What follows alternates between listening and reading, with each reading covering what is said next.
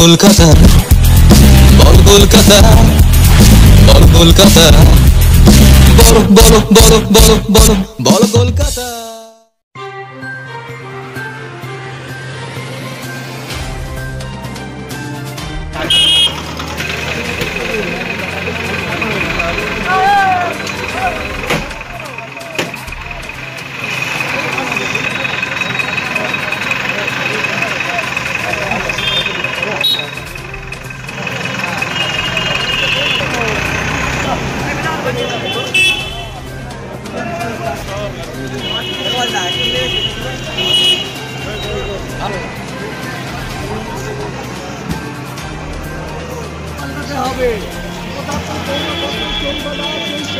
চলবে না, চলবে না।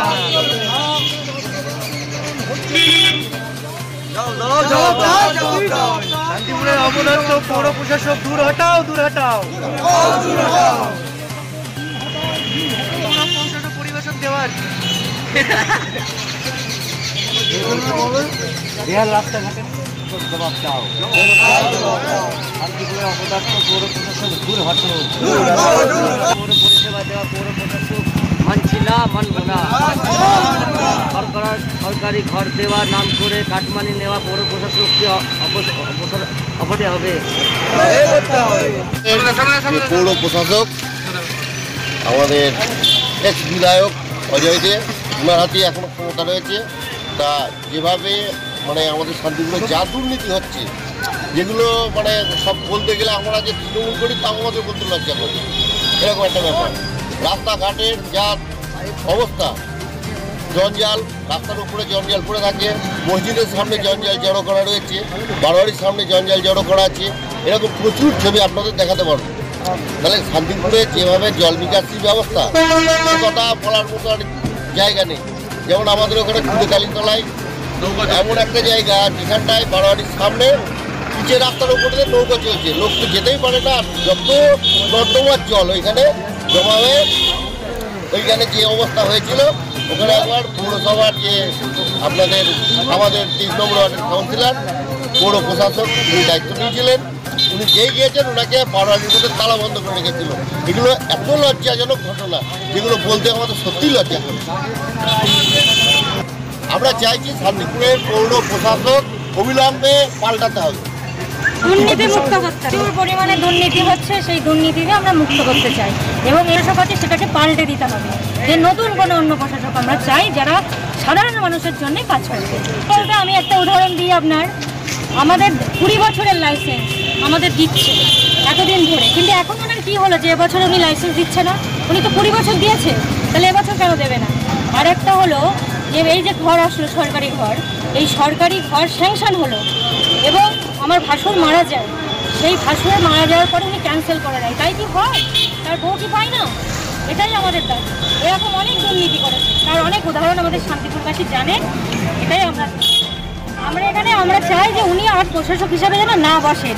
আমরা চাই যে অন্য কেউ বসুক, যে ভালো মানুষের কাজ করবে জনসাধারণের জন্য এবং পৌরসভায় মাথা উঁচু করে যেন যেতে পারে। অবশ্যই তার জন্যে এসেছি। কাকে ডেপুটেশন দিলেন? ডিএম সাহেবকেই আমরা দিয়েছি। ডেপুটেশন দিলেন, উনি কি বললেন? উনি বললেন যে বিষয়টা আমি ডিএমের সাথে কথা বলবো, আমি কথা বলে তারপরে বিষয়টা আমি জানাবো। আমরা বলেছি যে শান্তিপুরে এরকম দীর্ঘদিন ধরে একটা বঞ্চনার শিকার হচ্ছি আমরা। আমাদের রাস্তাঘাটের অবস্থা খারাপ হয়ে গেছে। আমাদের এলাকায় যে বাগান সেগুলো রাতের অন্ধকারে কেটে নেওয়া হচ্ছে। প্রশাসনিক স্তরে আমরা সাহায্য পাচ্ছি না। আমরা প্রশাসন সম্পর্কেও বলেছি কথাবার্তা। আমরা পৌর পরিষেবাটাকে নিতে গেলে বা আজকে পৌরসভায় গেলে লাইনের পর লাইন দিয়ে ফিরে আসতে হয়। হ্যাঁ, মানুষ সঠিক পরিষেবা পাচ্ছেন না, মানুষ গিয়ে তাদের সঙ্গে দুর্ব্যবহার করছে পৌরকর্মীরা। এই জিনিসটি থেকে আমরা বেরিয়ে আসতে হবে। এই জিনিসটি থেকে শান্তিপুর মানুষ একটা পরিত্রাণ চাইছে। এই জায়গাটা হচ্ছে আমাদের মূল দাবি। আজকে শান্তিপুরের মানুষ, সাধারণ মানুষ, শান্তিপুর নাগরিক উন্নয়ন কমিটি আজকে এই বিষয়টা কেন আসলো, আজকে এই বিষয়টা এসছে তার কারণ এইখানে যে আমরা ধীরে ধীরে এটা একটা একটা একটা বঞ্চনার শিকার হয়ে গেছি। আচ্ছা, কিছু না পেতে পেতে পেতে পেতে একটা নৈরাজ্যের বাসিন্দা হয়ে গেছে। হ্যাঁ, এই যে একটা নৈরাজ্য চলছে, একটা নৈরাজ্যের বাসিন্দা, এইরকম একটা জায়গাতে আমাদের আজকে পরিস্থিতি। সেইখান থেকে এবার আমাদের বেরোতে হবে। আমাদের দেওয়ালে পিঠ লেগে গেছে। অর্থাৎ আমাদের রাস্তা চাই, আমাদের আলো চাই, আমাদের সঠিক পানীয় জল চাই, আমাদের পৌর পরিষেবা চাই। এইগুলি আমাদের চাই এবং এর জন্য আমরা ট্যাক্স পে করি। আজকে এইগুলি আমরা যতক্ষণ না পাবো ততক্ষণ পর্যন্ত আমাদের এই ধরনের আন্দোলন চলবে।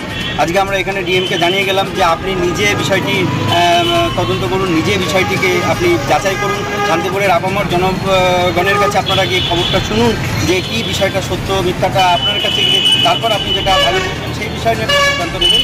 আমরা একটি লিখিত আকারে একটি ডেপুটেশন ওনাকে আমি দিয়েছি এবং আমরা বলেছি যে এই বিষয়টি শান্তিপুর নাগরিক উন্নয়ন কমিটি আপনাকে খুব গুরুত্ব সহকারে বিবেচনা করে দেখতে হবে যে বিষয়টি থেকে কীভাবে শান্তিপূর্ণভাবে প্রস্থান পেতে পারে। আমরা আন্দোলন করব এবং এই যে আন্দোলন চলছে, শান্তিপূর্ণ আন্দোলন চলছে, সেই শান্তিপূর্ণ আন্দোলনটা চলবে। আমার নাম ডক্টর সোমনাথ।